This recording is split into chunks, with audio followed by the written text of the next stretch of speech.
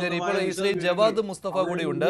യമനിലെ പൂർവ്വ വിദ്യാർത്ഥി കൂടിയാണ് അദ്ദേഹം. ശ്രീ ജവാദ്, നിലവിലെ തടസ്സങ്ങൾ എന്തൊക്കെയായിരുന്നു? അതൊന്ന് വിശദീകരിക്കാമോ? താങ്കൾ യമനിൽ പഠിച്ചിട്ടുള്ള ഒരാൾ കൂടിയാണല്ലോ.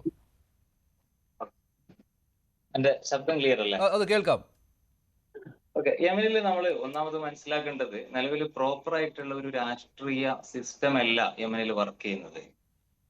സൗത്ത് യമന് പഴയ ഔദ്യോഗിക ഗവൺമെന്റിന്റെ കീഴിലാണ് സൗത്ത് യമൻ എങ്കിൽ, നോർത്ത് യമൻ ഹൂത്തി അധിനിവേശ പ്രദേശമാണ്. അപ്പൊ ഇതില് ഈ തെലാലിന്റെ നാടായ ദമർ എന്ന് പറയുന്നത് ഹൂത്തി അധിനിവേശ പ്രദേശമായ സെന ക്യാപിറ്റലായിട്ട് പ്രവർത്തിക്കുന്ന ഹൂത്തി ഗവൺമെന്റിന്റെ കീഴിലാണ്. അപ്പൊ അവിടെ ഈ രണ്ട് സ്ഥലത്താണെങ്കിലും നമ്മുടെ എംബസികളില്ല, അല്ലെങ്കിൽ നയതന്ത്ര പ്രോപ്പറായിട്ടുള്ള മറ്റ് ഡിപ്ലോമാറ്റിക് സ്ഥാപനങ്ങളില്ല. അപ്പൊ ഒരു രാജ്യത്തിന് ഔദ്യോഗികമായ സംവിധാനങ്ങളിലൂടെ അവിടെയുള്ള കോടതി വ്യവഹാരങ്ങളിൽ ബന്ധപ്പെടുക എന്നുള്ളത് അങ്ങേയറ്റം ദുഷ്കരമായ, സാധ്യമല്ലാത്ത ഒന്നാണ് എന്ന് തന്നെ പറയാം. അപ്പൊ അവിടെയാണ് കാന്തപുരം ഉസ്താദിന്റെ ഈ ഒരു നീക്കം വളരെ നിർണായകമാകുന്നത്. കാന്തപുരം ഉസ്താദ് എന്ന് പറഞ്ഞാല് ഇപ്പൊ ഈ യമനുമായിട്ട് പതിറ്റാണ്ടുകൾക്ക് മുമ്പ്, ഇപ്പൊ ഞാൻ അവിടെ പഠിക്കാൻ പോകുന്നത് 2013 അതിന്റെയും ഏകദേശം 1.5 പതിറ്റാണ്ട് മുമ്പ് യമനിലെ ഗവൺമെന്റിന്റെ വിശിഷ്ടാതിഥിയായി അവരുടെ ഗ്രാൻഡ് മോസ്കിന്റെ ഇനാഗ്രേഷന് വിശിഷ്ടാതിഥിയായി അവർ ക്ഷണിച്ചത് ഇന്ത്യയുടെ ഗ്രാൻഡ് മുഫ്തിയായ കാന്തപുരം ഉസ്താദിനെയായിരുന്നു. അപ്പൊ അവിടെ അത്രയും സ്വാധീനമുള്ള ഒരു ഇന്ത്യൻ നേതാവാണ് കാന്തപുരം ഉസ്താദ് എന്ന് പറയുന്നത്. ഇപ്പൊ നമ്മളൊക്കെ ഒരു ഇന്ത്യക്കാരെന്നുള്ള നിലയ്ക്ക് അവിടെ പോകുമ്പോൾ നമ്മളെ ആളുകൾ അഡ്രസ് ചെയ്യുക 2 രൂപത്തിലാണ് നമ്മളോട് ചോദിക്കുക. നിങ്ങൾക്ക് ഷാറൂഖ് ഖാൻ അറിയുമെന്ന് ചോദിക്കും, ഷെയ്ഖ് അബൂബക്കറിന് അറിയുമെന്ന് ചോദിക്കും. അപ്പൊ ഷെയ്ഖ് അബൂബക്കർ എന്ന് പറഞ്ഞാൽ നമ്മുടെ നാട്ടിൽ കാന്തപുരം ഉസ്താദ്. അപ്പൊ അത്രയും സ്വാധീനമുള്ള ഒരാളാണ് അദ്ദേഹം. അതോടൊപ്പം തന്നെ ഇപ്പം അദ്ദേഹത്തിന് വേണ്ടി അവിടെ ഇടപെട്ട ഷെയ്ഖ് ഹബീബ് ഉമർ എന്ന് പറയുന്ന സൂഫി നേതാവ് ലോകത്ത് തന്നെ ഏറ്റവും സ്വാധീനമുള്ള ഒരു മുസ്ലിം നേതാവാണ്. കാന്തപുരം ഉസ്താദുമായിട്ട് അഭേദ്യമായ ബന്ധം പുലർത്തുന്ന ഒരാളാണ് അദ്ദേഹം. പലതവണ കേരളത്തിൽ വന്നിട്ടുണ്ട്. എനിക്ക് തോന്നുന്നത് ആദ്യമായിട്ട് കേരളത്തിൽ വരുന്നത് 2004 മലപ്പുറം മഅ്ദിൻ അക്കാദമിയുടെ, കേരള മുസ്ലിം ജമാഅത്തിന്റെ സംസ്ഥാന സെക്രട്ടറി ആയിട്ടുള്ള ഖലീലുൽ ബുഖാരി തങ്ങൾ നടത്തുന്ന മഅ്ദിൻ അക്കാദമിയുടെ ശിലാസ്ഥാപനത്തിന് വേണ്ടിയിട്ടാണ്. അതിനുശേഷം പല ഘട്ടങ്ങളിൽ ഇപ്പൊ നോളജ് സിറ്റിയിലെ ജാമി ഉൽ ഫുത്തുഹ് എന്ന് പറയുന്ന ഇന്ത്യൻ ഗ്രാൻഡ് മോസ്കിന്റെ ഉദ്ഘാടനം നിർവഹിച്ചത് അദ്ദേഹമായിരുന്നു. അതിനുശേഷം കാന്തപുരം AP അബൂബക്കർ മുസ്ലിയാർ അസുഖബാധിതനായതിനു ശേഷം അദ്ദേഹത്തെ സന്ദർശിക്കാൻ വേണ്ടി മാത്രം വളരെ അപൂർവമായിട്ട് അന്താരാഷ്ട്ര യാത്രകൾ ചെയ്ത ഒരാളാണ് ഹബീബ് ഉമർ. യമനിലെ രാഷ്ട്രീയ കാലാവസ്ഥയും നമുക്കറിയാലോ, പുറത്തൊക്കെ പോകാനുള്ള പ്രയാസങ്ങള്. കാന്തപുരത്തെ സന്ദർശിക്കാൻ വേണ്ടി അദ്ദേഹം ഇന്ത്യയിൽ വന്നിരുന്നു. അത്രയും അഭേദ്യമായ ബന്ധമുള്ള, അത്രയും ആഴത്തിലുള്ള സൗഹൃദമുള്ള ഒരാളാണ് കാന്തപുരം ഉസ്താദിൻ ഹബീബ് ഉമർ എന്ന് പറയുന്നത്. അപ്പൊ അദ്ദേഹം കൂടി ഇടപെടുന്നതോടുകൂടി ഇതിലൊരു പ്രശ്നം, ഇപ്പോ ഇത് അവിടെ വൈകാരികമായിട്ടുള്ള ഒരു പ്രശ്നം ഇതിലുണ്ട്. ഈ ഗോത്ര സമൂഹങ്ങൾക്കിടയിൽ യമനില് ഈ ദമർ പോലെയുള്ള ഉത്തര യമൻ പ്രവിശ്യകളില് അവരുടെ ഇടയിലുള്ള എന്ത് തന്നെയാണെങ്കിലും ഇതൊരു ക്രൂരമായ കൊലപാതകം ഇതിൽ നടന്നിട്ടുണ്ട് എന്നുള്ളത് ഒരു വസ്തുതയാണ്. അപ്പൊ അതിൻ്റെതായ ഒരു വൈകാരികമായിട്ടുള്ള ഒരു ആളിക്കത്തുന്ന വിഷയം. ഇപ്പൊ ഞാൻ കഴിഞ്ഞ ദിവസങ്ങളിൽ ഒരുപാട് ഫേസ്ബുക്ക് പോസ്റ്റുകൾ കണ്ടു അവിടെയുള്ള യുവാക്കളുടെ, ആ പ്രദേശത്തുള്ള ആളുകളുടെ. അപ്പൊ അവര് ഞങ്ങളുടെ സഹോദരന് നീതി വേണം, രക്തത്തിന് പകരം ചോദിക്കണം, ഇങ്ങനെയുള്ള ഫേസ്ബുക്ക് പോസ്റ്റുകളൊക്കെ ആയിരുന്നു. ഈ ഒരു വൈകാരിക വിഷയം ഉള്ളത് കൊണ്ട് തന്നെ നമ്മുടെ നാട്ടിൽ നിന്ന് ഇടപെട്ട ആളുകൾക്ക് ഈ കുടുംബവുമായിട്ട് സംസാരിക്കാൻ പോലും കഴിയാത്തൊരു സ്ഥിതിവിശേഷം ഉണ്ടായിരുന്നു. അവിടെയാണ് കാന്തപുരം ഉസ്താദിന്റെ ഇടപെടലോടുകൂടി അവിടെ ഏറ്റവും സ്വാധീനമുള്ള ഒരു സൂഫി ലീഡർ ഈ വിഷയത്തിൽ ഇടപെടുന്നു. അപ്പൊ അവര് സ്വാഭാവികമായിട്ടും ഹബീബ് ഉമർ എന്ന് പറയുന്നത് യമനിലെ സർവ്വസമ്മതനായിട്ടുള്ള ഒരു സൂഫി നേതാവാണ്. ഇനി ഇവിടെ ഈ ഹൂത്തി ഗവൺമെന്റ് ആണെങ്കിലും ആ പ്രദേശത്തെ ബഹുഭൂരിപക്ഷം വരുന്ന വിശ്വാസികൾ, ജനങ്ങൾ എന്ന് പറയുന്നത് സൂഫി സുന്നി വിശ്വാസികളാണ്. അപ്പൊ സ്വാഭാവികമായിട്ടും ഹബീബ് ഉമറിന്റെ ഇടപെടലുകൾ അതിൽ വലിയൊരു പ്രതീക്ഷയായി മാറുകയും അവിടെയുള്ള ആളുകളുടെ ഈ വൈകാരികമായ ഒരു വിക്ഷോഭങ്ങളെ ക്ഷമിപ്പിക്കാനും ഒരു ചർച്ചയിലേക്ക് വഴി തുറക്കാനുമുള്ള ഹബീബ് ഉമറിന് അതിന് സാധിച്ചു. അങ്ങനെയാണ് വധശിക്ഷ ഇപ്പോൾ നീട്ടിവെപ്പിച്ചതും ഇതേ ഇടപെടലാണോ? തീർച്ചയായും തീർച്ചയായും. ഇപ്പൊ 2 ദിവസം, ഇപ്പൊ ഞാൻ അറിഞ്ഞിടത്തോളം, അവിടെയുള്ള സുഹൃത്തുക്കളിൽ നിന്ന് അറിഞ്ഞിടത്തോളം, കാന്തപുരം ഉസ്താദ് ഇവിടെ നിന്ന് ഹബീബ് ഉമറിന് ആദ്യമായിട്ട് ബന്ധപ്പെടുന്നത് ഒരു ഫോൺ കോളിലൂടെയാണ്. പിന്നീട് കത്തയക്കുന്നു. അപ്പോൾ തന്നെ അവരിതിന്റെ നീക്കങ്ങൾ ആരംഭിക്കുന്നു. അന്ന് രാത്രി തന്നെ ഹബീബ് ഉമർ അവരുടെ ഒഫീഷ്യൽ, അദ്ദേഹത്തിന്റെ സഹോദര പുത്രനും അദ്ദേഹത്തിന്റെ ദാറുൽ മുസ്തഫ ഇൻസ്റ്റിറ്റ്യൂട്ടിന്റെ വൈസ് റെക്ടറുമായിട്ടുള്ള അബ്ദുറഹ്മാൻ അലി അൽ മഷ്കൂറിനെ ഈ ദമാറിലേക്ക് അയക്കുകയാണ്. തെരീമിൽ നിന്ന് ഏകദേശം 15 മണിക്കൂറിലധികം ദൂരമുണ്ട് ദമാറിലേക്ക്. അവിടേക്ക് അന്ന് രാത്രി തന്നെ അയക്കുകയും പിറ്റേ ദിവസം രാവിലെ മുതൽ സജീവമായ ചർച്ചകൾ ആരംഭിക്കുകയും ചെയ്തു.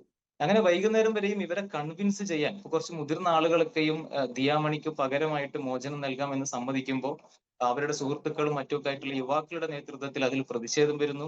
ആ ഘട്ടത്തിൽ ഹബീബ് ഉമർ മറ്റൊരാളെ കൂടി ചർച്ചയിലേക്ക് ഇറക്കുകയാണ്. ഇപ്പോ ഹബീബ് ഉമറിന്റെ തന്നെ സൂഫി ഓർഡറിലുള്ള ഒരു ശിഷ്യനായിട്ടുള്ള ജസ്റ്റിസ് അമീൻ മുഹമ്മദ് എന്ന് പറയുന്ന മറ്റൊരു സ്റ്റേറ്റിലെ ദക്ഷിണ യമനിലെ ഹുദൈദ എന്ന് പറയുന്ന ഒരു സ്റ്റേറ്റിലെ ചീഫ് ജസ്റ്റിസ് ആണ് അദ്ദേഹം. അദ്ദേഹം വലിയൊരു പ്രത്യേകത, ഈ കൊല്ലപ്പെട്ട തലാലിന്റെ ഉമ്മയുടെ അമ്മാവന്റെ മകൻ കൂടിയാണ്. അവരുടെ ബന്ധു കൂടിയായ ഹബീബ് ഉമറിന്റെ ഒരു ശിഷ്യനെ അടിയന്തരമായിട്ട് ഈ യോഗ സ്ഥലത്തേക്ക് എത്തിക്കുകയും ബന്ധു കൂടിയായ അദ്ദേഹത്തിന്റെ നേതൃത്വത്തിൽ ഈ ഏകാഭിപ്രായത്തിലേക്ക് എത്തിക്കാനുള്ള ശ്രമങ്ങൾ ആരംഭിക്കുകയും ചെയ്തു. അത് ഇന്നലെ രാത്രി തന്നെ വിജയകരമാവുകയും സാധാരണഗതിയിലുള്ള കോടതി നടപടികൾക്ക് പോലും അപ്പുറം ഇന്നലെ രാത്രിയാണ് കോടതി ശരിക്കും ഈ ഒരു തീരുമാനങ്ങളൊക്കെ എടുക്കുന്നത്. അപ്പോ ഇതിൽ വളരെ ഒരു രാജ്യം പോലും അനിശ്ചിതമായി കിടക്കുമ്പോൾ ഈ ചർച്ചയിലും ജഡ്ജി കൂടി ഉൾപ്പെടുന്നുണ്ടല്ലേ? ചർച്ചയിൽ ഈ ഒത്തുതീർപ്പ് ചർച്ചയിൽ ജഡ്ജി കൂടി ഉൾപ്പെട്ട ഒരു ചർച്ചയാണ് അല്ലേ? അതെ, സന ജിനായത്ത് കോടതിയിലെ ജഡ്ജിയും അതിനുശേഷം ഇവരുടെ കുടുംബത്തിൽ നിന്ന് തന്നെയുള്ള മറ്റൊരു സ്റ്റേറ്റിലുള്ള ജഡ്ജിയെയും കൂടി ഈ ഹബീബ് ഉമർ കൊണ്ടുവരുന്നുണ്ട്. അപ്പൊ അവർ ഇന്നലെ തന്നെ ഇതിൽ ആദ്യം കാന്തപുരം ഉസ്താദിന്റെ ഈ ചർച്ചകൾ ഇവരെ കുറെ കൺവിൻസ് ചെയ്യാനുണ്ട്, വൈകാരികമായ പ്രശ്നങ്ങളുണ്ട് എന്ന് അറിഞ്ഞപ്പോൾ തന്നെ ഇവിടെ നിന്ന് കാന്തപുരം ഉസ്താദിന്റെ ഒരു അഭ്യർത്ഥന പോകുന്നു. ഈ ചർച്ചകൾക്ക് സമയം വേണം, വധശിക്ഷ മരവിപ്പിക്കുകയെങ്കിലും വേണം എന്ന ആവശ്യം കോടതി ഇന്നലെ രാത്രി തന്നെ സജീവമായി പരിഗണിക്കുകയാണ്. സ്വാഭാവികമായിട്ടും അവിടുത്തെ മുൻ പ്രസിഡന്റ് അബ്ദുള്ള സ്വാലിഹ് ആണെങ്കിലും ഇവരൊക്കെ ആയിട്ട് വളരെ ആഴത്തിലുള്ള ബന്ധം, വ്യക്തിപരമായ ഒരു സൗഹൃദം കൂടി കാന്തപുരം ഉസ്താദിനുണ്ടായിരുന്നു. യമനിലെ ഒരു കാര്യം കൂടി ജവാദ്, കേന്ദ്ര സർക്കാർ ഇന്നലെ സുപ്രീം കോടതിയിൽ പറഞ്ഞിരുന്നു ഒരു ഷെയ്ഖിന്റെ സഹായം ഇക്കാര്യത്തിൽ ഉണ്ട് ഈ ചർച്ചകൾക്ക് എന്ന്. അത് ഉദ്ദേശിക്കുന്നത് ഹബീബ് ഉമറിനെ തന്നെയാണോ? ഷെയ്ഖ് ഹബീബ് ഉമറിനെയാണോ കേന്ദ്ര സർക്കാർ ഉദ്ദേശിക്കുന്നത്? തീർച്ചയായും ഇപ്പൊ കഴിഞ്ഞ 2-3 ദിവസമായിട്ട് നമ്മുടെയൊക്കെ വ്യക്തിപരമായ സുഹൃത്തുക്കളിലൂടെ, അവരുടെ കുടുംബങ്ങളിലും നാട്ടിലുമൊക്കെയുള്ള ഈ വിഷയങ്ങളിൽ ഇടപെടുന്ന ഒരുപാട് സുഹൃത്തുക്കളിലൂടെ കേരളത്തിൽ നിന്ന് കാന്തപുരം ഉസ്താദിന്റെ ഭാഗത്തു നിന്നുണ്ടാകുന്ന ഇടപെടലുകളും അതിനെ തുടർന്ന് അവരുടെ നീക്കങ്ങളെ കുറിച്ചൊക്കെ ഞാൻ അറിയുന്നുണ്ടായിരുന്നു. അവരുടെ കുടുംബങ്ങളിൽ ആദ്യമായിട്ടാണ് ഇങ്ങനെ ഒരു കമ്മ്യൂണിക്കേഷൻ അവർ തയ്യാറാകുന്നത്. ഹബീബ് ഉമർ എന്ന ഷെയ്ഖിന്റെ ഇടപെടലിലൂടെയാണ്.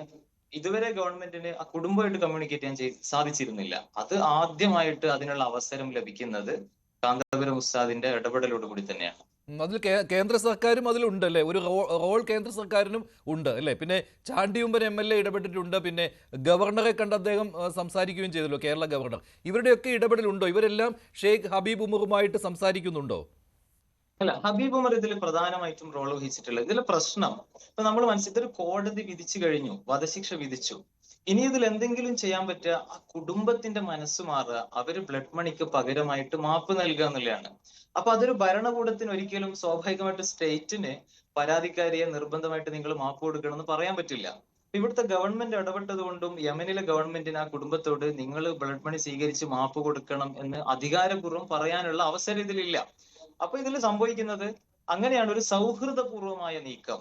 കാന്തപുരം ഉസ്താദിന്റെ സ്വാധീനവും അദ്ദേഹത്തിന്റെ യമനിലുള്ള ഹബീബ് ഉമറിന്റെ സൗഹൃദം ഉപയോഗിച്ച് ഈ കുടുംബത്തോട് ഒരു അനുനയ ചർച്ച നടത്തുന്നു.